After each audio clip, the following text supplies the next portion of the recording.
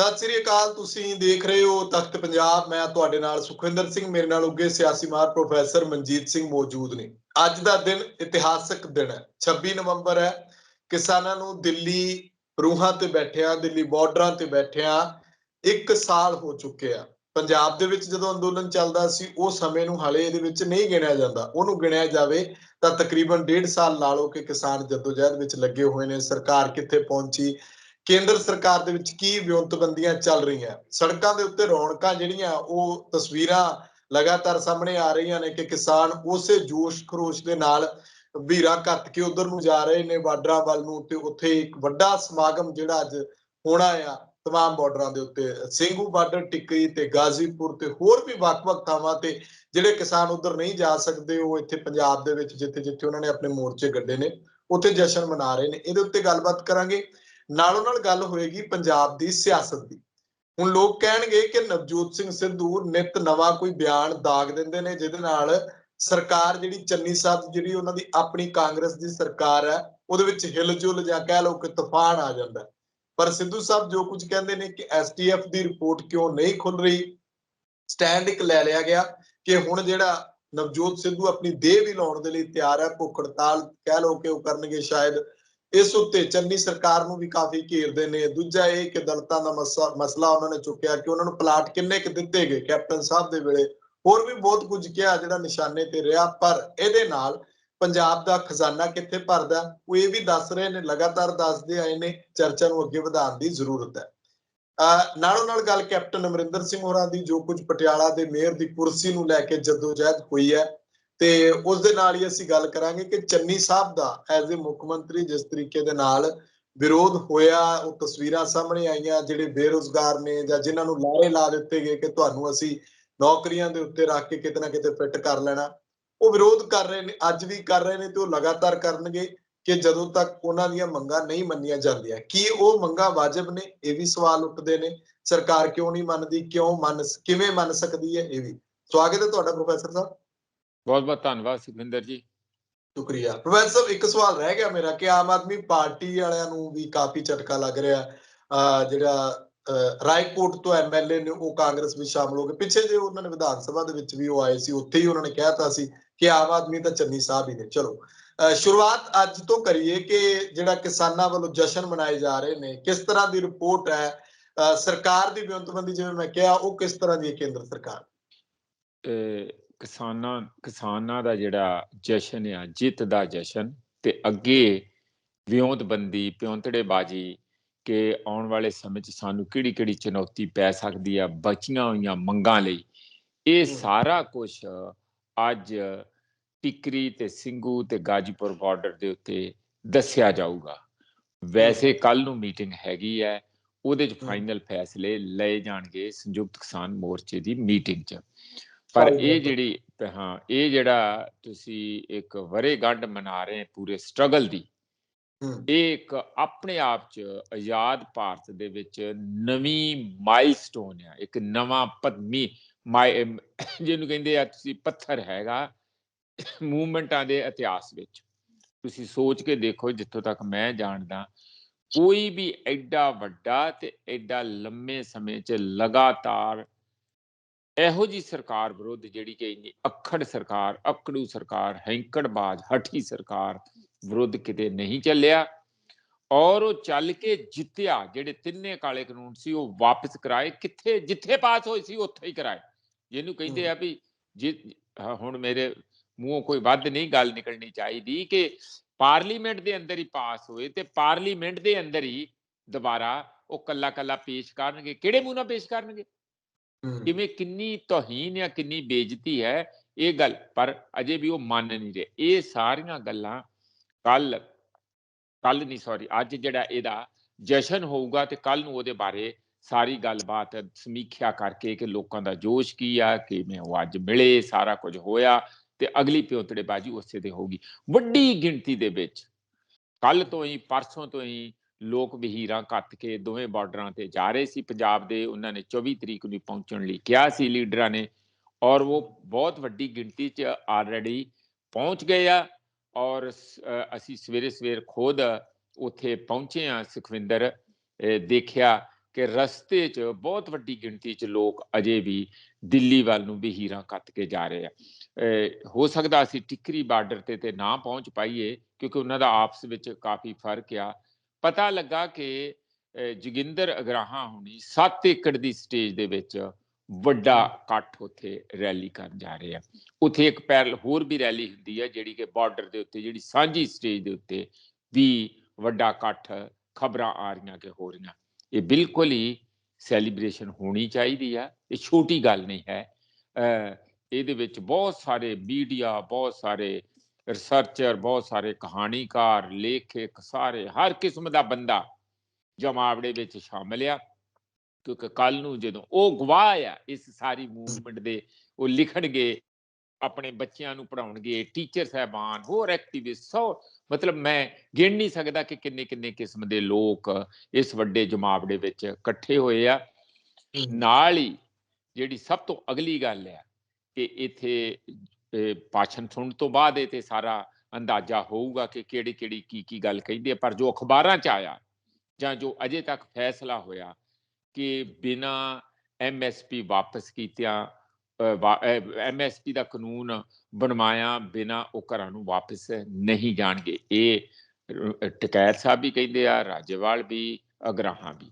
ਇਹ ਬਹੁਤ ਵੱਡੀ ਗੱਲ ਹੈ ਕਿਉਂਕਿ ਸਭ ਨੂੰ ਚਿੰਤਾ ਇਹ ਹੋਈ ਹੈ ਕਿ ਕਿਹੜ ਕੱਢਣ ਲਈ, ਆਪਣੀ ਹੈਂਕੜ ਨੂੰ, ਆਪਣੀ ਲੱਤ ਨੂੰ ਫਿਰ ਉੱਪਰ ਰੱਖਣ ਲਈ, ਆਪਣੀ ਹੈਂਕੜ ਨੂੰ ਦੱਸਣ ਲਈ ਕਿ ਮੈਂ ਝੁਕਿਆ ਨਹੀਂ, ਮੈਂ ਠੀਕ ਆ, ਰੱਸੀ ਸੜ ਗਈ ਆ ਪਰ ਵੱਟ ਨਹੀਂ ਅਜੇ ਗਿਆ, ਇਸ ਨੂੰ ਦੱਸਣ ਲਈ ਉਹ ਤੰਗ ਤੇ ਜ਼ਰੂਰ ਕਰਨਗੇ ਕਿਸਾਨਾਂ ਨੂੰ। ਤੇ ਸਭ ਤੋਂ ਵੱਧ ਤੰਗ ਕਰਨ ਵਾਲੀ ਹੈ ਕਿ ਪੈਸੇ ਨਾ ਦੇਣ ਤੇ MSP ਨੂੰ ਲਾਗੂ ਨਾ ਹੋਣ ਦੇਣ ਤੇ ਜਿਹੜੀ ਕਿਸਾਨਾਂ ਦੀਆਂ ਜਗ੍ਹਾ ਜਗ੍ਹਾ ਮੰਡੀਆਂ 'ਚ ਅਨਾਜ ਤੇ ਹੋਰ ਚੀਜ਼ਾਂ ਜਿਣਸਾਂ ਰੁਲਦੀਆਂ ਨਜ਼ਰ ਆਉਣ। ਇਸ ਲਈ ਉਹਨਾਂ ਨੂੰ ਇਸ ਖਤਰੇ ਦੇ ਵਿੱਚੋਂ, ਇਸ ਡਰ ਦੇ ਵਿੱਚੋਂ ਉਹ ਸਾਰੇ ਕਿਸਾਨ ਇਹੀ ਸੋਚ ਰਹੇ ਆ ਕਿ ਆਪਾਂ ਘੱਟੋ ਘੱਟ ਇਹ ਗਰੰਟੀ ਤੇ ਜ਼ਰੂਰ ਲੈ ਕੇ ਜਾਈਏ। ਵੈਸੇ ਉਹ ਟੈਣੀ ਜਿਹਨੂੰ ਅਜੇ ਮਿਸ਼ਰਾ ਕਹਿੰਦੇ ਆ, ਹੋਮ ਮਿਨਿਸਟਰ ਆ, ਸ਼ਰਮ ਦੀ ਗੱਲ ਨਹੀਂ ਹੈ ਕਿ ਉਸ ਨੂੰ ਅਜੇ ਵੀ ਬਾਹਰ ਨਹੀਂ ਕੀਤਾ। ਕੋਈ ਲੋਕਾਂ ਦੀ ਜਾਨ ਦੀ, ਕਿਸੇ ਦੀ ਉਹਦੀ ਕੋਈ ਵੈਲਿਊ ਨਹੀਂ ਹੈ। ਦਿਨ ਦਿਹਾੜੇ ਤੁਸੀਂ ਉੱਤੇ ਬੰਦਿਆਂ ਨੂੰ ਰੌਂਦ ਕੇ ਮਾਰਿਆ। ਮੈਂ ਕਹਿੰਦਾ ਕਿ ਕਿਤੇ 10 ਰੁਪਏ ਦਾ ਵੀ ਕੋਈ ਗਲਤ ਕੰਮ ਵਿਦੇਸ਼ਾਂ 'ਚ ਡੈਮੋਕ੍ਰੇਸੀਆਂ ਜਿੱਥੇ ਕੰਮ ਕਰਦੀਆਂ, ਕੋਈ ਕਰਦੇ, ਕੋਈ ਮਿਨਿਸਟਰ ਕਰਦੇ, ਉਹਨੂੰ ਉਸ ਵੇਲੇ ਰਿਜ਼ਾਈਨ ਦੇਣਾ ਪੈਂਦਾ 10 ਰੁਪਏ ਦਾ ਵੀ। ਇੱਥੇ ਬੰਦੇ ਮਾਰ ਕੇ ਵੀ ਬੰਦੇ ਆਰਾਮ ਨਾਲ ਬੈਠੇ ਆ, ਹਜਮ ਕਰਕੇ ਬੈਠੇ, ਡਕਾਰ ਮਾਰ ਕੇ, ਤੇ ਕੋਈ ਗੱਲ ਨਹੀਂ, ਆਪਣੇ ਹੀ ਆ, ਫਿਰ ਕੀ ਆ, ਕਰ ਲੈਣ ਜੋ ਕਰਨ। ਇਸ ਤਰ੍ਹਾਂ ਨਹੀਂ ਰਾਜ ਕਰ ਸਕਦੇ। ਆਉਣ ਵਾਲੇ ਸਮੇਂ 'ਚ ਤੇ ਘੱਟੋ ਘੱਟ ਲੀਡਰ ਨਹੀਂ ਰਾਜ ਕਰ ਪਾਉਣਗੇ ਲੋਕਾਂ ਦੇ ਉੱਤੇ ਜੇ ਇਹ ਐਟੀਟਿਊਡ ਰਿਹਾ।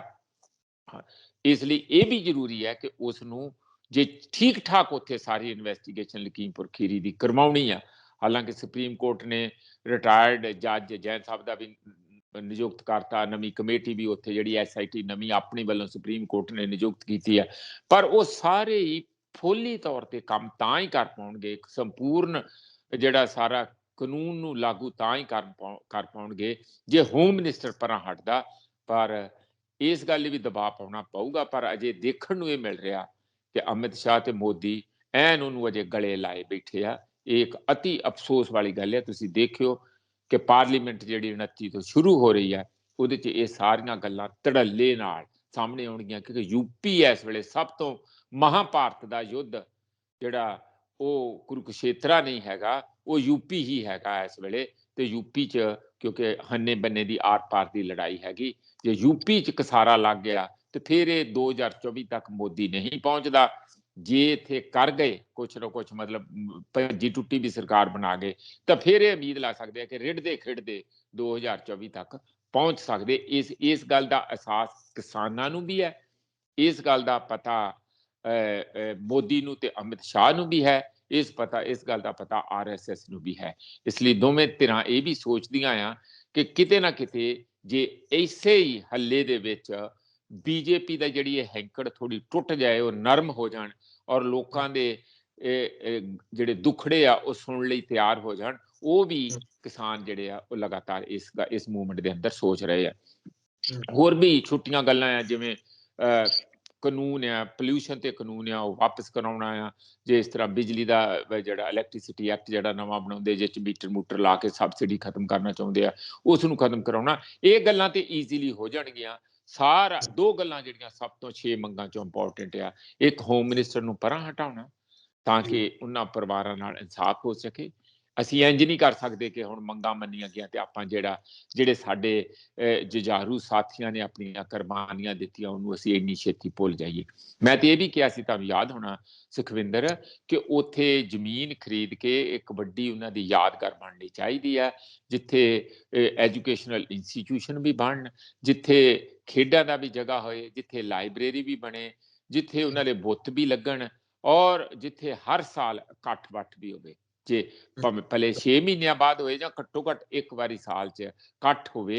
ਇਹ ਚੀਜ਼ਾਂ ਹੌਲੀ ਹੌਲੀ ਆਉਣੀਆਂ ਚਾਹੀਦੀਆਂ। ਮੈਨੂੰ ਜਿੱਥੇ ਵੀ ਕਿਸਾਨ ਲੀਡਰ ਮਿਲੇ ਤੇ ਮੈਂ ਇਸ ਗੱਲ ਨੂੰ ਕਹੂੰਗਾ ਕਿ ਸਾਨੂੰ ਆਪਣੇ ਵਿਰਸੇ ਨੂੰ ਸਾਂਭ ਕੇ ਰੱਖਣਾ ਪਊਗਾ। ਕਿਸਾਨਾਂ ਨੂੰ ਯਾਦ ਰੱਖਣਾ ਪਊਗਾ ਕਿ ਅਸੀਂ ਇੰਨਾ ਵੱਡਾ ਸੰਘਰਸ਼ ਕੀਤਾ ਸੀ, 700 ਬੰਦਿਆਂ ਦੀਆਂ ਜਿਹੜੀਆਂ ਕੁਰਬਾਨੀਆਂ, ਉਹਦਾ ਪੱਥਰ ਉੱਥੇ ਉਕਰਿਆ ਜਾਣਾ ਚਾਹੀਦਾ, ਸਾਰਿਆਂ ਤੇ ਲਿਖਿਆ ਜਾਣਾ ਚਾਹੀਦਾ।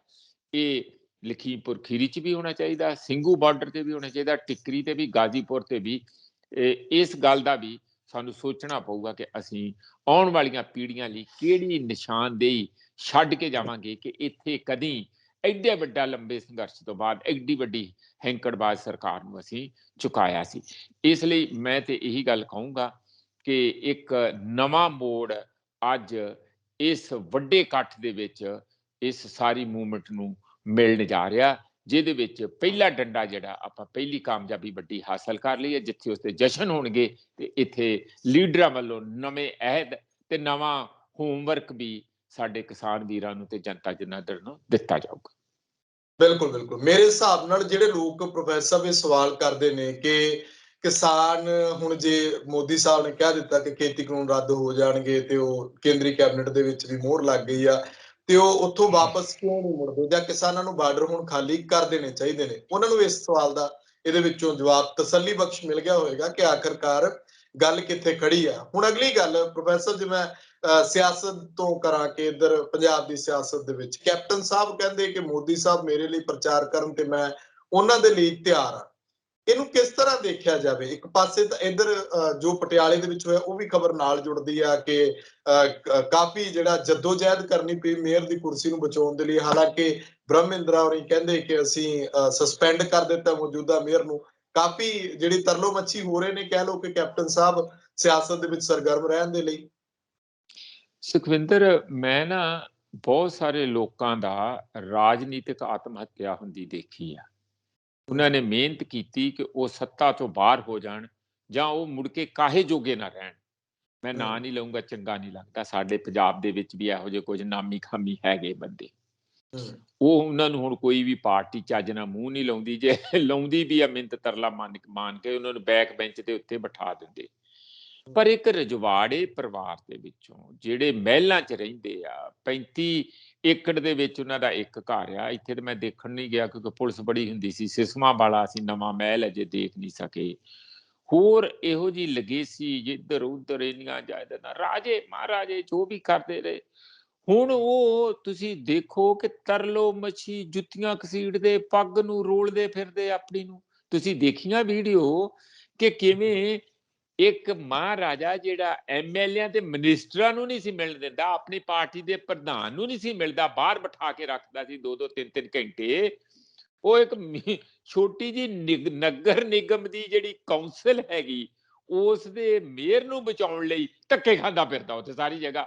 ਉਹਦੀ ਘਰ ਦੀ ਵੀ, ਉਹਦੀ ਕੁੜੀ ਵੀ, ਉਹਦਾ ਸਾਰਾ ਟੱਬਰ ਉੱਥੇ ਪਹੁੰਚਿਆ ਆ ਕਿ ਹਾਏ ਰੱਬਾ ਸਾਨੂੰ ਕਿਤੇ ਪਟਿਆਲੇ ਚੋਂ ਹੀ ਨਾ ਬਾਹਰ ਚੱਕ ਕੇ ਸੁੱਟ ਦੇਣ।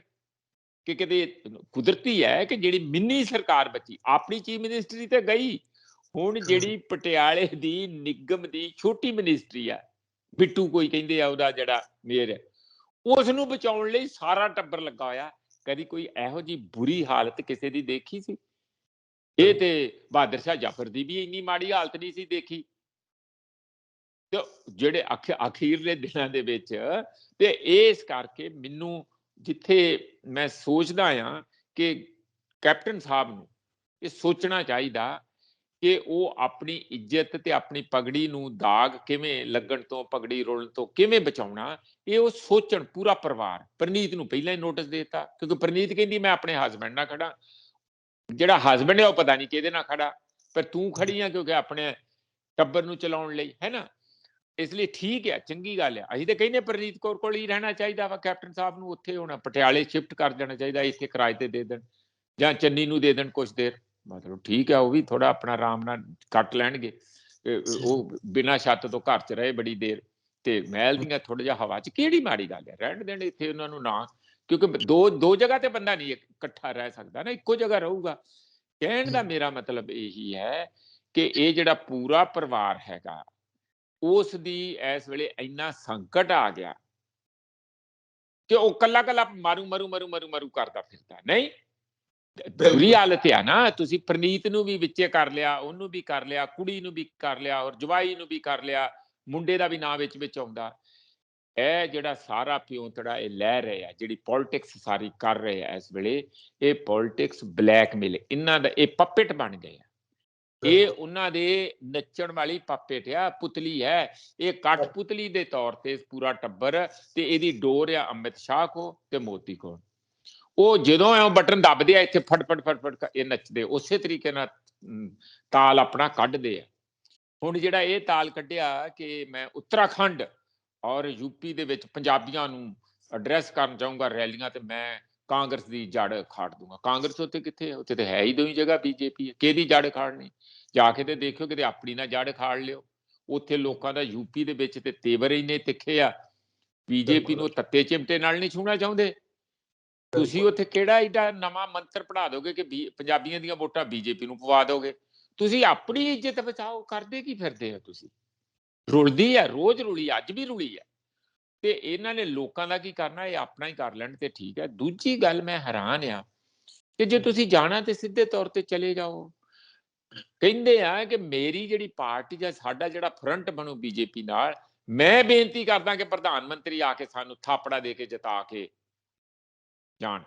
ਪੰਜਾਬ ਦੇ ਵਿੱਚ ਪ੍ਰਧਾਨ ਮੰਤਰੀ ਸਾਡੀਆਂ ਰੈਲੀਆਂ ਨੂੰ ਐਡਰੈਸ ਕਰਕੇ ਜਾਣ। ਪ੍ਰਧਾਨ ਮੰਤਰੀ ਵਿਹਲਾ ਬੈਠਾ ਇੱਥੇ ਕਿ ਤੁਹਾਡੇ ਲਈ ਇੱਥੇ ਪਤਾ ਨਹੀਂ ਤੁਹਾਡਾ ਕੋਈ ਇੱਥੇ ਠੀਆ ਠੱਪਾ ਜਿਹਾ ਹੋਣਾ ਹੈ ਕਿ ਨਹੀਂ ਹੋਣਾ, ਕਿ ਉਹ ਆ ਕੇ ਆਪਣੀ ਬੇਇੱਜ਼ਤੀ, ਹੁਣ ਜਿਹੜੀ ਆਪਣੀ ਤੇ ਰੋਲ ਲਈ, ਹੁਣ ਮੋਦੀ ਦੀ ਕੁਛ ਕਿਸਾਨਾਂ ਨੇ ਰੋਲਤੀ ਰਹਿੰਦੀ, ਤੁਸੀਂ ਕਸਰ ਪੂਰੀ ਕਰ ਦਿਓ ਇੱਥੇ ਲਿਆ ਕੇ। ਕਾਲੇ ਝੰਡੇ ਨਹੀਂ, ਇੱਥੇ ਕੀ ਕੁਝ ਹੋਊਗਾ? ਪ੍ਰਧਾਨ ਮੰਤਰੀ ਆਵੇ ਤੇ ਸਹੀ ਇੱਕ ਵਾਰੀ। ਲੋਕ ਤੇ ਵੇਟ ਕਰ ਰਿਹਾ ਵੀ ਸ਼ੁਕਰ ਆ ਕਿਤੇ ਆਵੇ। ਤੇ ਅਸੀਂ ਤੇ ਇਹੀ ਅਰਦਾਸ ਕਰਾਂਗੇ ਕਿ ਕੈਪਟਨ ਦੇ ਕਹਿਣ ਤੇ ਪ੍ਰਧਾਨ ਮੰਤਰੀ ਆਵੇ ਪੰਜਾਬ, ਤੇ ਥੋੜਾ ਜਿਹਾ ਲੋਕਾਂ ਦੇ ਗੁੱਸੇ ਦਾ ਦਿਸ਼ਾਂਦਾ ਲੈ ਕੇ ਜਾਵੇ। ਖੱਟਰ ਨੂੰ ਮਿਲਿਆ ਨਾ, ਆਪਣੇ ਹਲਕੇ 'ਚ ਨਹੀਂ ਸੀ ਵੜਨ ਦਿੱਤਾ, ਤੇ ਤੁਸੀਂ ਪ੍ਰਧਾਨ ਮੰਤਰੀ ਦੀ ਇੱਜ਼ਤ ਬਚੀ ਰਹਿਣ ਦਿਓ, ਉਹਨੂੰ ਵਿੱਚ ਨਾ ਵੜੋ। ਮੇਰਾ ਤੇ ਇਹੋ ਹੀ ਕਹਿਣਾ ਹੈਗਾ। ਇਸ ਲਈ ਜੇ ਤੁਸੀਂ ਰਹਿਣਾ ਹੀ ਆ ਪੋਲਿਟਿਕਸ ਦੇ ਵਿੱਚ, ਤੇ ਇੱਕੋ ਹੀ ਬਚਾਅ ਆ ਇਹਨਾਂ ਲਈ, ਕੈਪਟਨ ਸਾਹਿਬ ਲਈ, ਕਿ ਉਹ ਸਿੱਧਾ ਪਾਰਟੀ ਨੂੰ ਜੁਆਇਨ ਕਰ ਲੈਣਾ। ਮੈਂ ਕਾਹਨੂੰ ਖਲਾਰਾ ਪਾਉਣਾ, ਇੱਕ ਨਵੀਂ ਪਾਰਟੀ ਬਣਾਉਣੀ, ਫਿਰ ਉਹਨੂੰ ਜੋੜਨਾ, ਫਿਰ ਜੋੜ ਤੇ ਜੋੜ ਹੀ ਹੁੰਦਾ, ਤੇ ਸਿੱਧਾ ਜਿਹੜਾ ਵਿੱਚ ਬੈਠਣਾ ਪਾਰਟੀ ਦੇ, ਉਹ ਫਿਰ ਗਵਰਨਰ ਵੀ ਬਣ ਜਾਣਗੇ। ਇਹ ਜੇ ਸਮਝਦੇ ਆ ਕਿ ਇਹਦੇ ਨਾਲ ਉਹਨਾਂ ਦੀ ਇੱਜ਼ਤ ਜ਼ਿਆਦਾ ਬਣ ਰਹੀ ਹੈ, ਅਲੱਗ ਪਾਰਟੀ ਦਾ ਗੱਠ ਜੋੜ ਬਣਾਉਣਾ, ਗੱਠ ਤੇ ਪੈ ਹੀ ਜਾਊਗੀ, ਜੋੜ ਕਾਹਦਾ ਪੈਣਾ ਉੱਤੇ? ਗੱਠ ਜੋੜ ਬਣਾਉਣਾ ਜਿਹੜਾ, ਤਾਂ ਉਸ ਦੇ ਨਾਲ ਸ਼ਾਇਦ ਇਹ ਸਮਝਦੇ ਕਿ ਲੋਕਾਂ ਦਾ ਬੇਵਕੂਫ ਬਣਾ ਕੇ, ਤੇ ਮੈਂ ਆਪਣੀ ਕੈਪਟਨੀ ਦੀ ਇੱਜ਼ਤ ਵੀ, ਹੈਂਕੜ ਵੀ ਰੱਖੂੰਗਾ, ਤੇ ਨਾਲ ਮੈਂ ਬੀਜੇਪੀ ਦੀ ਸੇਵਾ ਵੀ ਕਰ ਦੂੰਗਾ। ਇਹ ਸਾਰਾ ਲੋਕ ਚੰਗੇ ਤਰੀਕੇ ਨਾਲ ਸਮਝਦੇ ਆ। ਤੁਸੀਂ ਉਹ ਨਾ ਹੋਵੇ ਕਿ ਸ਼ਾਹ ਵੇਲੇ ਤੋਂ ਵੀ ਜਾਇਓ, ਗੋਲਾਂ ਤੋਂ ਵੀ ਜਾਇਓ, ਤੇ ਨਾਲ ਬੀਜੇਪੀ ਨੂੰ, ਜਜਮਾਨਾਂ ਨੂੰ ਵੀ ਲੈ ਕੇ ਡੁੱਬਣ ਵਾਲੀ ਗੱਲ। ਤੁਸੀਂ ਚੁੱਪ ਕਰਕੇ ਉਹ ਪਾਰਟੀ 'ਚ ਜੁਆਇਨ ਕਰ ਲਓ, ਕਿਸੇ ਨੂੰ ਕੋਈ ਤਕਲੀਫ ਨਹੀਂ, ਲੋਕ ਸਗੋਂ ਤੁਹਾਡੀ ਇੱਜ਼ਤ ਕਰਨਗੇ। ਆ ਜਿਹੜੀ ਹੁਣ ਦੋਹਰੀ ਜੀ ਚਾਲ ਚੱਲ ਰਹੇ ਆ, ਜਾਣੀ ਸਾਈਆਂ ਕਿਤੇ ਵਧਾਈਆਂ ਕਿਤੇ, ਇਹ ਕੰਮ ਬੰਦ ਕਰ ਦਿਓ। ਇਹਦੇ ਨਾਲ ਪੰਜਾਬੀਆਂ ਨੂੰ ਤੁਹਾਡੇ ਤੇ ਹੋਰ ਗੁੱਸਾ ਆ ਰਿਹਾ, ਇਹ ਤੁਹਾਨੂੰ ਕੋਈ ਫਾਇਦਾ ਰਾਜਨੀਤਿਕ ਤੌਰ ਤੇ ਨਹੀਂ ਦੇ ਰਿਹਾ। ਬਿਲਕੁਲ ਪ੍ਰੋਫੈਸਰ, ਪਰ ਦੂਜੇ ਪਾਸੇ ਕੈਪਟਨ ਸਾਹਿਬ ਨੂੰ ਬਾਹਰ ਦਾ ਰਸਤਾ ਵਿਖਾਉਣ ਤੋਂ ਬਾਅਦ ਵੀ ਨਵਜੋਤ ਸਿੰਘ ਸਿੱਧੂ ਫੇਰ ਉਹੀ ਹਾੜੇ ਤਰਲੇ, ਮਾਫੀਆ, ਫੇਰ ਉਹੀ ਗੱਲਾਂ ਕਰ ਰਹੇ ਨੇ, ਲਗਾਤਾਰ ਆਪਣੀ ਸਰਕਾਰ ਨੂੰ ਸ਼ੀਸ਼ਾ ਦਿਖਾ ਰਹੇ ਨੇ। ਚੰਨੀ ਸਾਹਿਬ ਆਖਰਕਾਰ ਇਸ ਉੱਤੇ ਗੌਰ ਕਿਉਂ ਨਹੀਂ ਕਰ ਰਹੇ? ਐਸਟੀਐਫ ਦੀ ਰਿਪੋਰਟ ਸੀਲਬੰਦ, ਆਪਣੀ ਵੀ ਗੱਲ ਹੋਈ ਵਕੀਲ ਸਾਹਿਬ ਹੋਰਾਂ ਦੇ ਨਾਲ, ਉਹਨਾਂ ਨੇ ਵੀ ਇਹ ਗੱਲ ਕਹੀ ਕਿ ਨਵਕਿਰਨ ਸਿੰਘ ਜਿਹੜੇ ਨੇ, ਉਹਨਾਂ ਨੇ ਵੀ ਕਿਹਾ ਕਿ ਸਰਕਾਰ ਖੋਲ ਸਕਦੀ ਹੈ ਰਿਪੋਰਟ। ਹਾਈ ਕੋਰਟ ਨੇ ਕਿਹਾ, ਮਾਨਯੋਗ ਨੇ, ਕਿਉਂ ਨਹੀਂ ਖੋਲ ਰਹੇ? ਸਿੱਧੂ ਸਾਹਿਬ ਵੀ ਇਹ ਕਹਿ ਗਏ। ਹੁਣ ਲੱਗਦਾ ਹੈ ਕੋਈ ਨਵਾਂ ਜਿਹੜਾ ਧਮਾਕਾ ਕਾਂਗਰਸ ਦੀ ਸਿਆਸਤ 'ਚ ਪੰਜਾਬ 'ਚ ਹੋਣ ਇਸ਼ਾਰੇ ਲੱਗ ਰਹੇ ਨੇ ਉਧਰ ਨੂੰ। ਸੁਖਵਿੰਦਰ, ਸਾਡੇ ਲੱਖ ਮਤਭੇਦ ਨਵਜੋਤ ਸਿੰਘ ਸਿੱਧੂ ਨਾ ਹੋਣ, ਪਰ ਜੋ ਕਹਿ ਰਿਹਾ ਗੱਲਾਂ, ਉਹਦੇ 'ਚ ਗਲਤ ਤੇ ਕੁਝ ਨਹੀਂ ਕਹਿ ਰਿਹਾ। ਉਹਦੇ ਕਹਿਣ ਦੇ ਤਰੀਕਾ ਗਲਤ ਹੋ ਸਕਦਾ, ਜਾਂ ਉਹ ਕਿਤੇ ਇਨਐਪਰੋਪ੍ਰੀਏਟ ਟਾਈਮ ਤੇ ਜਾਂ ਜਗ੍ਹਾ ਤੇ ਕਿਹਾ ਜਾ ਸਕਦਾ ਵੀ ਇਸ ਤਰ੍ਹਾਂ ਨਹੀਂ, ਕਿਸੇ ਹੋਰ ਤਰੀਕੇ ਨਾਲ ਕਿਹਾ ਜਾ ਸਕਦਾ, ਜਾਂ ਪਾਰਟੀ ਦੇ ਅੰਦਰ ਦਬਾਅ ਪਾਇਆ ਜਾ ਸਕਦਾ। ਅੱਜ ਦੀ ਹਾਲਾਤ ਇਹ ਬਣੀ ਆ ਕਿ ਟਾਈਮ ਇੰਨਾ ਥੋੜਾ, ਕੰਮ ਐਡੇ ਇਹੋ ਜਿਹੇ ਕਸੂਤੇ ਫਸੇ ਆ ਵੀ ਜੇ ਉਹ ਰੋਜ਼ ਕੋਠੇ ਚੜ ਕੇ ਹਾਲ ਦਵਾਈ ਨਹੀਂ ਪਾਊਗਾ ਨਵਜੋਤ ਸਿੰਘ ਸਿੱਧੂ, ਕੁਝ ਨਹੀਂ ਹੋਣ ਵਾਲਾ। ਤਾਂ ਮੈਂ ਤੁਹਾਨੂੰ 18 ਤਰੀਕ ਦੀ ਆਪਣੀ ਗੱਲ ਹੋਈ ਸੀ, 18 ਤਰੀਕ ਨੂੰ ਐਸਟੀਐਫ ਦੀ ਰਿਪੋਰਟ ਚੰਨੀ ਨੇ ਕਿਹਾ ਸੀ ਖੋਲਣ ਲਈ, ਬਿਲਕੁਲ ਖੁੱਲ ਗਈ। ਕਿਉਂ ਨਹੀਂ ਖੁੱਲੀ? ਕਿਉਂ ਨਹੀਂ ਏਜੀ ਨੂੰ ਟੰਗਦੇ? ਕਿਹਨੇ ਨਹੀਂ ਖੋਲੀ ਪਈ? ਕੌਣ ਜ਼ਿੰਮੇਵਾਰ ਆ? ਇਸ ਲਈ ਇਹ ਸਾਰਾ ਕੁਝ ਕਿਤੇ ਨਾ ਕਿਤੇ ਸ਼ੰਕੇ ਦੇ ਘੇਰੇ ਦੇ ਵਿੱਚ ਆਉਂਦਾ। ਜਦ ਬਾਰ-ਬਾਰ ਇਹ ਕਹਿੰਦੇ ਆ ਕਿ ਦੇਖੋ ਆਪਾਂ ਕੁਛ ਤੇ ਲੋਕਾਂ ਨੂੰ ਦਈਏ, ਬਾਕੀ ਜਿਹੜੀ ਪ੍ਰਕਿਰਿਆ ਕਾਨੂੰਨੀ ਆ ਉਹ ਤੇ ਚਲੋ ਕੋਰਟਾਂ ਦੇ ਵਿੱਚ ਅਜੇ ਤੱਕ 84 ਵਾਲੀ ਨਹੀਂ ਪੂਰੀ ਹੋਈ, ਤੇ ਇਹ ਜਿਹੜੀ ਹੁਣ ਵਾਲੀ ਕਿਹੜੀ ਕਦੋਂ ਪੂਰੀ, 2015 ਵਾਲੀ ਕਿੱਥੋਂ ਪੂਰੀ ਹੋਣੀ ਆ? ਉਹ ਤੇ ਚੱਲੀ ਜਾਵੇ, ਕੋਈ ਨਹੀਂ। ਪਰ ਜੋ ਰਾਜਨੀਤਿਕ ਪਾਰਟੀ ਸਰਕਾਰ 'ਚ ਬੈਠ ਕੇ ਆਪਣੀ ਲੋਕਾਂ ਪ੍ਰਤੀ ਜ਼ਿੰਮੇਵਾਰੀ ਨਹੀਂ ਨਿਭਾਉਂਦੀ, ਉਹ ਤੇ ਬਹੁਤ ਘੋਰ ਪਾਪ ਹੈਗਾ। ਉਹ ਕੱਲਾ ਨੈਗਲੈਕਟ ਹੀ ਨਹੀਂ ਹੈਗਾ, ਉਹ ਲੋਕਾਂ ਨਾਲ ਧੱਕਾ ਹੈ, ਧੋਖਾ ਵੀ ਹੈਗਾ। ਇਸ ਲਈ ਇਹਦੇ ਚੋਂ ਜਿਹੜਾ ਨਵਜੋਤ ਸਿੱਧੂ ਬਾਰ-ਬਾਰ ਇਸ ਗੱਲ ਤੇ ਮਤਲਬ ਗੁੱਸੇ 'ਚ ਆ ਕੇ ਪੂਰਾ ਜ਼ੋਰ ਲਾ ਕੇ ਇਹ ਗੱਲ ਕਹਿੰਦਾ, ਤੇ ਹੁਣ ਉਹਨੇ ਅਖੀਰਲੀ ਧਮਕੀ ਵੀ ਦੇ ਦਿੱਤੀ। ਉਹਨੇ ਤੇ ਇਹ ਕਹਿਤਾ ਕਿ ਜੇ ਫਿਰ ਨਹੀਂ ਖੋਲੋਗੇ, ਉਹਨੂੰ ਡਰ ਆ, ਸ਼ੰਕਾ ਆ ਕਿ ਸਾਡੀ ਪਾਰਟੀ ਦੇ ਅੰਦਰ ਵੀ ਸ਼ਾਇਦ, ਜਾਂ ਸਾਡੀ ਜਿਹੜੀ ਕਾਂਗਰਸ ਦੀ ਗਵਰਨਮੈਂਟ ਆ, ਪਾਰਟੀ ਨਹੀਂ ਕਾਂਗਰਸ ਦੀ ਗਵਰਨਮੈਂਟ ਆ, ਉਹਦੇ 'ਚ ਵੀ ਇੰਨਾ ਦਮਖਮ ਸ਼ਾਇਦ ਨਹੀਂ ਹੈਗਾ, ਜਾਂ ਕਿਤੇ ਕੋਈ ਕਾਣੇ ਹੋਏ ਆ ਵਿੱਚੋਂ ਕੁਝ ਬੰਦੇ ਕਿ ਜਿਹੜੇ ਇਸ ਗੱਲ ਤੋਂ ਡਰਦੇ ਆ ਕਿ ਉਹਨਾਂ ਦਾ ਵੀ ਨਾਂ ਨਾ ਕਿਤੇ ਰਿਪੋਰਟ 'ਚ ਡਾਇਰੈਕਟਲੀ ਜਾਂ ਇਨਡਾਇਰੈਕਟਲੀ ਹੋਵੇ।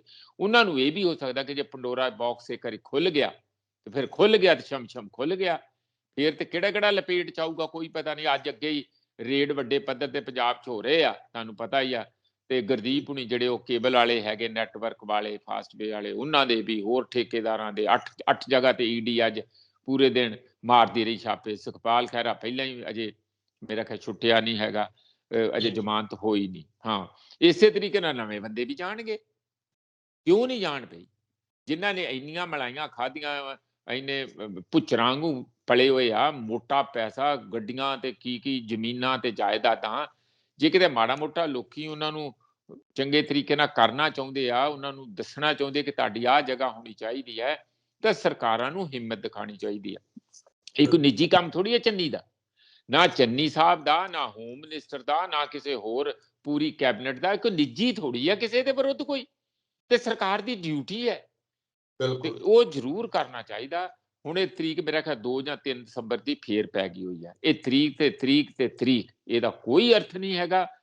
ਲੋਕਾਂ ਦੀ ਇਹ ਪਾਪੂਲਰ ਮੰਗ ਹੈਗੀ ਆ ਕਿ ਸਾਨੂੰ ਦੱਸੋ ਤੇ ਸਹੀ ਉਹ ਲਿਫਾਫੇ 'ਚ ਬੰਦ ਕੀ ਹੈ, ਔਰ ਸਰਕਾਰ ਨੇ ਬੰਦ ਕਰਕੇ ਉੱਥੇ ਭੇਜੀ ਹੋਈ ਹੈ, ਉਹ ਖੋਲ ਦੇਣ, ਜਦਕਿ ਖੋਲਣ 'ਚ ਕੋਈ ਦਿੱਕਤ ਨਹੀਂ ਹੈਗੀ।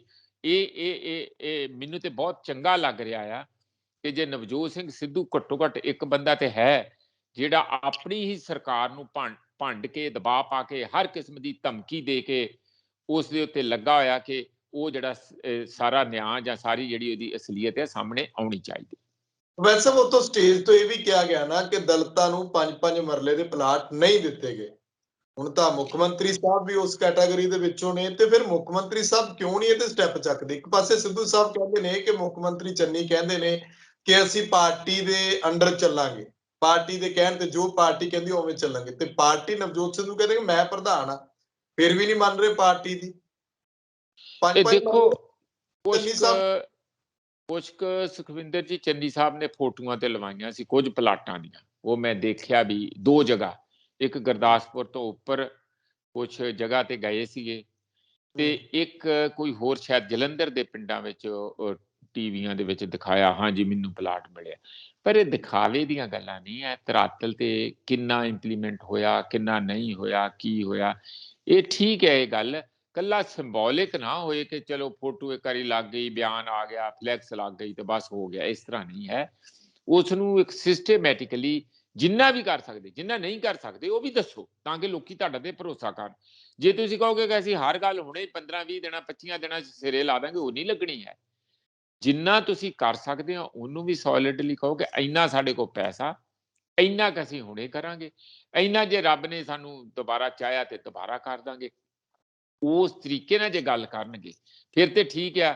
ਜੇ ਬਿਆਨ ਦੇ ਦਿੱਤਾ, ਹੁਣ ਜਿਸ ਤਰ੍ਹਾਂ ਹੁਣ ਪੰਜਾਬੀ ਯੂਨੀਵਰਸਿਟੀ ਨੂੰ 240 ਕਰੋੜ ਦਾ ਕਰਤਾ, 150 ਕਰੋੜ ਦਾ ਜਿਹੜਾ ਕਰਜ਼ਾ ਉਹ ਟੇਕ ਓਵਰ ਕਰ ਲਿਆ, ਪੁਰਾਣੇ ਲੋਕਾਂ ਦੇ ਮੀਟਰਾਂ ਦੇ ਜਿਹੜੇ ਬਿੱਲ ਪੁਰਾਣੇ ਡਿਊ ਆ ਉਹ ਵੀ ਟੇਕ ਓਵਰ ਕਰ ਲਿਆ। ਹਰ ਇੱਕ ਜਗ੍ਹਾ ਤੁਸੀਂ ਕਰੀ ਜਾਓਗੇ ਕਰੀ ਜਾਓਗੇ ਕਰੀ ਜਾਓਗੇ। ਉਹਦੇ ਜਿਹੜੀ ਸਾਡੇ ਸਕੂਲਾਂ 'ਚ ਬੱਚਿਆਂ ਨੂੰ ਕਹਾਵਤ ਹੁੰਦੀ ਸੀ, ਅੱਗਾ ਦੌੜ ਪਿੱਛਾ ਚੌੜ, ਵੀ ਮਤਲਬ ਅੱਗੇ ਅੱਗੇ ਨੂੰ ਤੁਸੀਂ ਨਵੇਂ ਨਵੇਂ ਐਲਾਨ ਕਰੀ ਜਾਓ, ਪਿੱਛੇ ਕੁਝ ਲਾਗੂ ਹੋਵੇ ਨਾ। ਇਹ ਕਾਂਗਰਸ ਸਰਕਾਰ ਲਈ ਨਮੋਸ਼ੀ ਦਾ ਕਾਰਨ ਬਣੂਗੀ। ਉਹਨਾਂ ਨੂੰ ਕੋਈ ਬਹੁਤਾ ਬਾਹਰ ਲੋਕਾਂ ਵਿੱਚ ਜਾ ਕੇ ਇੱਕ ਇੱਜ਼ਤ ਦੇ ਨਾਲ, ਇੱਕ ਅਦਬ ਦੇ ਨਾਲ ਖੜੇ ਹੋਣ ਦੇ ਕਾਬਿਲ ਨਹੀਂ ਬਣਾਊਗੀ। ਇਸ ਲਈ ਇਹਦੇ ਤੇ ਸੋਚਣ। ਮੈਨੂੰ ਕੱਲ ਹੀ ਕੋਈ ਬੰਦੇ ਕਹਿ ਰਹੇ ਸੀਗੇ ਕਿ ਜੇ ਕੋਈ ਚੰਨੀ ਸਾਹਿਬ ਸੁਣਦੇ ਹੋਣ ਜਾਂ ਜਿਹੜੇ ਹੋਰ ਕੋਈ ਬੰਦੇ ਉਹਨਾਂ ਨੂੰ ਇਸ ਗੱਲ ਲਈ ਪਹੁੰਚਾਉਣ ਕਿ ਹੁਣ ਹੋਰ ਕੋਈ ਐਲਾਨ ਨਾ ਕਰਨ, ਜਿੰਨੇ ਐਲਾਨ ਕਰਤੇ ਆ ਉਹਨੂੰ ਹੀ ਲਾਗੂ ਕਰ ਦੇਣ, ਕਿ ਦੱਸ ਦੇਣ ਕਿ ਆਹ ਐਲਾਨ ਪੂਰਾ ਲਾਗੂ ਹੋ ਗਿਆ, ਤਾਂ ਕਿ ਜਿਹੜੀ ਵੀ ਵਿਰੋਧੀ ਪਾਰਟੀਆਂ ਵੱਲੋਂ ਕੋਈ ਫੀਡਬੈਕ ਆਉਂਦੀ ਆ ਵੀ ਆਹ ਨਹੀਂ ਹੋਇਆ ਆਹ ਨਹੀਂ ਹੋਇਆ ਆਹ ਨਹੀਂ ਹੋਇਆ, ਇਹ ਸੁਰਾਂ ਜੇ ਬੰਦ ਨਾ ਹੋਈਆਂ ਤੇ ਇਹ ਬਹੁਤ ਐਲਾਨ ਮਹਿੰਗੇ ਪੈ ਸਕਦੇ ਆ, ਸਗੋਂ ਉਲਟਾ ਹੋ ਸਕਦੇ ਆ। ਕੁਝ ਤੇ ਤੁਹਾਡੇ ਸਾਹਮਣੇ ਟੀਚਰ ਜਿਹੜੇ ਖਾਸ ਕਰਕੇ ਜਾਂ ਹੋਰ NHM ਦੇ ਵਰਕਰ, ਕੋਈ ਆਂਗਨਵਾੜੀ ਵਰਕਰ, ਕੋਈ ਰੋਡਵੇਜ਼ ਦੇ, ਕੋਈ ਕਿੱਧਰ ਕਿੱਧਰ ਸਾਰੇ ਪਾਸੇ ਲੱਗੇ ਹੋਏ ਆ। ਉਹ ਘੇਰਾਬੰਦੀ, ਜਲੂਸ, ਮੁਜ਼ਾਹਰੇ ਸਾਰੇ ਹੋ ਰਹੇ ਆ। ਉਹ ਇੰਨੀ ਵੱਡੀ ਪੱਧਰ ਤੇ ਹੋ ਰਿਹਾ। ਚੰਨੀ ਸਾਹਿਬ ਅੱਜ ਫਿਰੋਜ਼ਪੁਰ ਗਏ ਹੋਏ ਸੀ, ਉੱਥੇ ਕੁਝ ਟੀਚਰਾਂ ਨੇ ਖਾਸ ਕਰਕੇ ਜਿਹਨਾਂ ਟੈਟ ਪਾਸ, ਹੋਰ ਟੀਚਰ ਕਈ ਕਿਸਮ ਦੇ ਬੇਰੁਜ਼ਗਾਰ, ਉਹਨਾਂ ਚੰਗਾ ਹਮਲਾ ਕੀਤਾ, ਯਾਨੀ ਚੰਗੇ ਕਾਲੇ ਝੰਡੇ ਦਿਖਾਏ ਆ। ਤੇ ਅਜੇ ਇਲੈਕਸ਼ਨਾਂ ਹੈਗੀਆਂ ਦੂਰ। ਜੇ ਅੱਜ ਤੋਂ ਹੀ ਇੰਜ ਸ਼ੁਰੂ ਗਿਆ, ਇਹ ਵੀ ਪਤਾ ਲੱਗਾ ਕਿ ਬਾਕੀ ਸਾਰੇ ਪ੍ਰੋਗਰਾਮ ਉਹਨਾਂ ਨੂੰ ਕੈਂਸਲ ਕਰਨੇ ਪਏ, ਉੱਥੋਂ ਆ ਗਏ ਆਪਣਾ ਜਹਾਜ਼ ਫੜ ਕੇ। ਇਸ ਲਈ ਜੇ ਇਹ ਅੱਜ ਹੀ ਚੰਨੀ ਸਾਹਿਬ ਦੇ ਨਾਲ ਸ਼ੁਰੂ ਹੋ ਗਿਆ, ਅਜੇ ਤੇ ਲੰਬਾ ਪੈਂਡਾ, ਅਜੇ 2 ਮਹੀਨੇ ਹੋਰ ਲੋਕਾਂ 'ਚ 3 ਮਹੀਨੇ ਖੜੇ ਹੋਣਾ ਪੈਣਾ, ਘੱਟੋ ਘੱਟ 2 ਮਹੀਨੇ ਤੇ ਘੱਟੋ ਘੱਟ ਹੀ ਖੜੇ ਹੋਣਾ ਪੈਣਾ ਤੁਹਾਨੂੰ। ਤੇ ਫਿਰ ਕਿਵੇਂ ਖੜੇ ਰਹੋਗੇ ਜੇ ਅੱਜ ਹੀ ਤੁਹਾਡਾ ਇੰਨੀ ਛੇਤੀ ਇਹ ਗੱਲ ਹੋ ਗਈ। ਇਸ ਲਈ ਇਹ ਜ਼ਰੂਰੀ ਹੈ ਕਿ ਉਹ ਹੁਣ ਨਵੇਂ ਕੋਈ ਵੀ ਐਲਾਨ ਕਰਨ ਦੀ ਜਗ੍ਹਾ ਜਿੰਨੇ ਪਹਿਲਾਂ ਐਲਾਨ ਹੋਇਆ ਪਲਾਨ ਕਰਕੇ, ਉਹਨਾਂ ਦੇ ਕੋਲ ਹੀ ਬੈਠੇ ਹੁੰਦੇ ਕੁਰਸੀ ਦੇ ਉੱਤੇ ਮਨਪ੍ਰੀਤ ਬਾਦਲ, ਉਹਨਾਂ ਨੂੰ ਪੁੱਛ ਲੈਣ ਕਿ ਉਹਨਾਂ ਦੀ ਥੈਲੀ 'ਚ ਜੇਬ 'ਚ ਪੈਸੇ ਕਿੰਨੇ ਕੁ ਹੈਗੇ। ਜੇ ਥੈਲੀ ਥੱਲਿਓਂ ਫਟੀ ਹੋਈ ਆ ਤੇ ਐਲਾਨ ਕਰੀ ਜਾਣ ਦਾ ਅਗਲੇ ਪਾਸਿਓਂ ਕੀ ਫਾਇਦਾ। ਉਹਨਾਂ ਨੂੰ ਪੁੱਛ ਲੈਣ ਕਿ ਕਿੰਨੇ ਆ ਕਿਹਾ, ਤੇ ਉਹਨਾਂ ਦੇ ਸਾਹਮਣੇ ਉਹਨਾਂ ਦੇ ਰਾਹੀਂ ਘਵਾ ਦੇਣ ਮਨਪ੍ਰੀਤ ਦੇ। ਇਹ ਆਪ ਨਾ ਕਹਿਣ ਚੀਫ ਮਿਨਿਸਟਰ, ਤਾਂ ਕਿ ਫਿਰ ਕੱਲ ਨੂੰ ਉਹ ਵੀ ਜਿਹੜਾ ਚਿਮਨੀਆਂ 'ਚੋਂ ਧੂੰਆਂ ਕੱਢਦੇ ਸੀ ਬਠਿੰਡਾ ਪਲਾਂਟ 'ਚੋਂ, ਫਿਰ ਇਹਨਾਂ ਦਾ ਧੂੰਆਂ ਨਿਕਲੇ। ਚਿਮਨੀਆਂ 'ਚੋਂ ਤੇ ਨਿਕਲਣਾ ਬੰਦ ਹੋ ਗਿਆ, ਫਿਰ ਇਹਨਾਂ ਦਾ ਧੂੰਆਂ ਨਿਕਲੇ ਵੀ ਇਹਨਾਂ ਨੇ ਵਾਅਦੇ ਕੀਤੇ ਸੀ।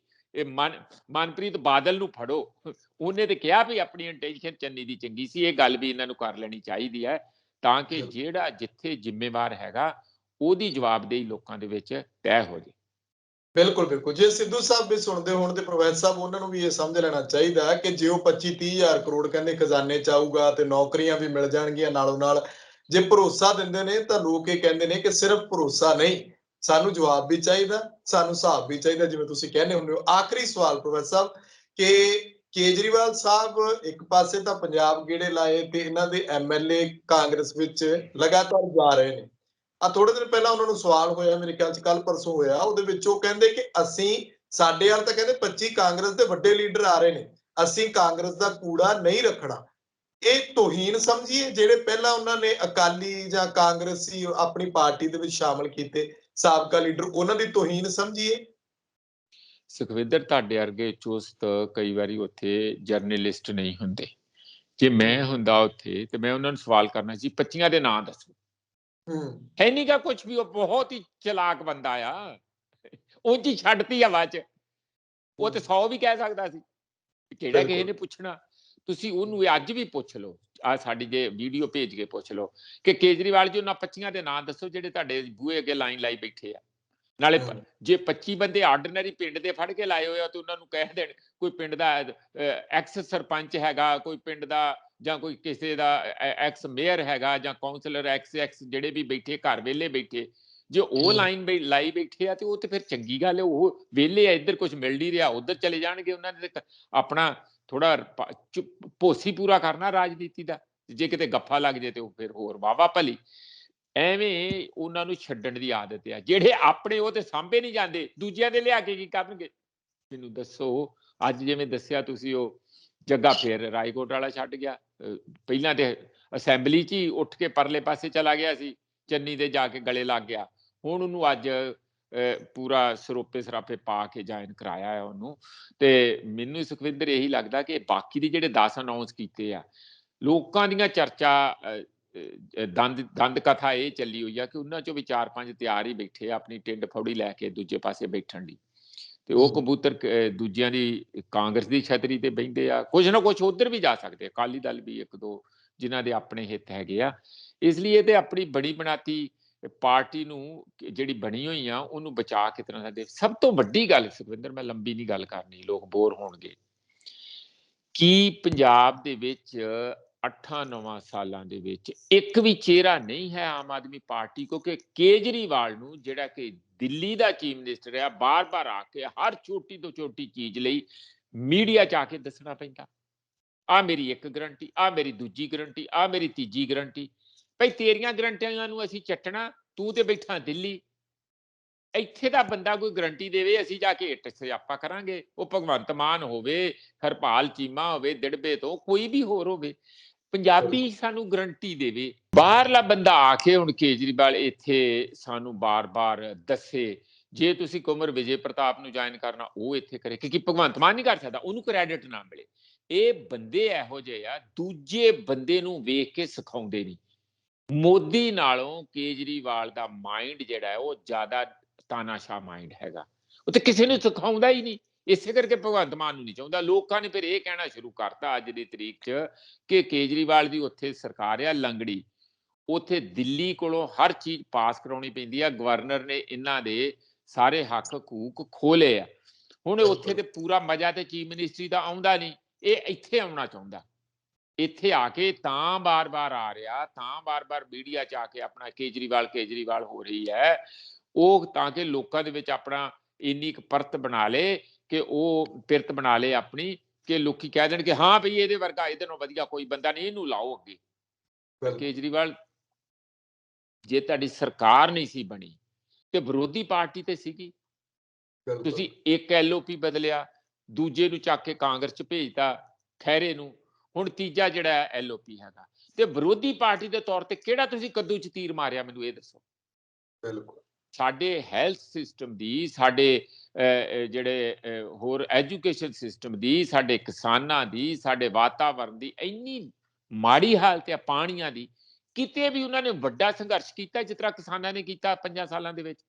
ਇੱਕ ਕੰਮ ਜ਼ਰੂਰ ਕੀਤਾ, ਕਦੀ ਉੱਧਰ ਚਲੇ ਗਏ, ਕਦੀ ਕੋਈ ਕਾਂਗਰਸ ਚਲੇ ਗਏ, ਕੋਈ ਫਿਰ ਵਾਪਸ ਆ ਗਏ, ਫਿਰ ਨਵੀਂ ਪਾਰਟੀ ਖਹਿਰੇ ਨੇ ਬਣਾ ਲਈ, ਫਿਰ ਆਪ 'ਚ ਆ ਗਏ, ਫਿਰ ਹੁਣ ਕਾਂਗਰਸ 'ਚ ਚਲੇ ਗਏ। ਆਹ ਹੀ ਕੰਮ ਸਾਰਾ ਸਾਲ ਹੁੰਦਾ ਰਿਹਾ। ਇਹ ਪਾਰਟੀ ਆ ਕਿ ਡਰਾਮਾ ਆ? ਬਿਲਕੁਲ ਇਸ ਤਰ੍ਹਾਂ ਨਹੀਂ। ਲੋਕੀ ਕਿਵੇਂ ਭਰੋਸਾ ਕਰਨ? ਕੇਜਰੀਵਾਲ ਜਿੰਨਾ ਮਰਜ਼ੀ ਕਹੀ ਜਾਵੇ, ਕੇਜਰੀਵਾਲ ਜਿੰਨੇ ਮਰਜ਼ੀ ਗਰੰਟੀਆਂ ਦੇਈ ਜਾਵੇ, ਲੋਕ ਇੱਥੇ ਦੀ ਪਾਰਟੀ ਤੇ, ਇਹਨਾਂ ਦੀ ਪਾਰਟੀ ਤੇ ਭਰੋਸਾ ਕਰਨਗੇ। ਉਹ ਇੱਥੇ ਕਿਸੇ ਨੂੰ ਅੱਗੇ ਆਉਣ ਨਹੀਂ ਦਿੰਦਾ, ਉਹ ਆਪਣੇ ਪਿੱਛੇ ਸਾਰਾ ਛੱਜ ਬੰਨਿਆ ਹੋਇਆ। ਇਸ ਕਰਕੇ ਇਹ ਪਾਰਟੀ ਦਾ ਸਾਨੂੰ ਤੇ ਜੇ ਪੰਜਾਬ 'ਚ ਇਸੇ ਕਰਕੇ ਬਾਰ-ਬਾਰ ਸਾਨੂੰ ਇਸ ਗੱਲ ਦਾ ਸ਼ੰਕਾ ਹੁੰਦਾ ਕਿ ਨੀਅਤ ਠੀਕ ਨਹੀਂ ਹੈ। ਕਿਸੇ ਨੂੰ ਇਹੋ ਜਿਹੇ ਤਾਨਾਸ਼ਾਹ ਮਾਈਂਡ ਦੂਜਿਆਂ ਨੂੰ ਸਿਖਾਉਂਦਾ ਨਹੀਂ, ਵਿਰੋਧੀ ਨਹੀਂ, ਜਿਹੜੀ ਆਪਣੇ ਹੀ ਨਾਲ ਦੇ ਕੁਲੀਗ ਆ। ਛੋਟੇਪੁਰ ਨੂੰ ਬਾਹਰ ਕਿਉਂ ਕੀਤਾ? ਕਿਉਂਕਿ ਉਹ ਚੀਫ ਮਿਨਿਸਟਰ ਦਾ ਕਲੇਮੈਂਟ ਸੀ, ਅੱਜ ਤੱਕ ਕੋਈ ਦੋਸ਼ ਨਹੀਂ ਦੱਸਿਆ ਉਹਦਾ। ਬਿਲਕੁਲ ਇਹੀ ਦਿੱਕਤ ਹੈਗੀ ਆ। ਉਂਝ ਇਹ ਅੰਦਰੋਂ ਡਰੂ ਇੰਨੇ ਆ ਕਿ ਜਾ ਕੇ ਮਜੀਠੀਆ ਤੋਂ ਲਿਖਤੀ ਮਾਫੀ ਮੰਗੇ। ਇਹ ਬੜੇ ਰੰਗ ਹੈਗੇ ਆ। ਸਾਨੂੰ ਚੰਗੀ ਗੱਲ ਆ, ਅਸੀਂ ਚਾਹੁੰਦੇ ਹਾਂ ਜੋ ਕੇਜਰੀਵਾਲ ਕਹਿੰਦਾ ਆ, ਅਸੀਂ ਚਾਹੁੰਦੇ ਹਾਂ ਕਿ ਪੰਜਾਬ ਲਈ ਉਹ ਸਾਰੀਆਂ ਚੀਜ਼ਾਂ ਹੋਣ, ਪਰ ਮੈਨੂੰ ਨਹੀਂ ਲੱਗਦਾ ਕਿ ਕੇਜਰੀਵਾਲ ਦਾ ਦਮਖਮ ਹੈਗਾ, ਉਹ ਆਪਣਾ ਟਾਈਮ ਵਹਾ ਚੁੱਕਾ। ਜੀ ਸ਼ੁਕਰੀਆ ਪ੍ਰੋਫੈਸਰ ਸਾਹਿਬ, ਧੰਨਵਾਦ ਤੁਹਾਡਾ। ਬਹੁਤ ਸ਼ੁਕਰੀਆ ਤੁਹਾਡਾ ਸੁਖਵਿੰਦਰ ਜੀ, ਤੁਹਾਡੀ ਟੀਮ ਦਾ, ਸਾਡੇ ਸਰੋਤਿਆਂ ਦਾ ਬਹੁਤ ਧੰਨਵਾਦ।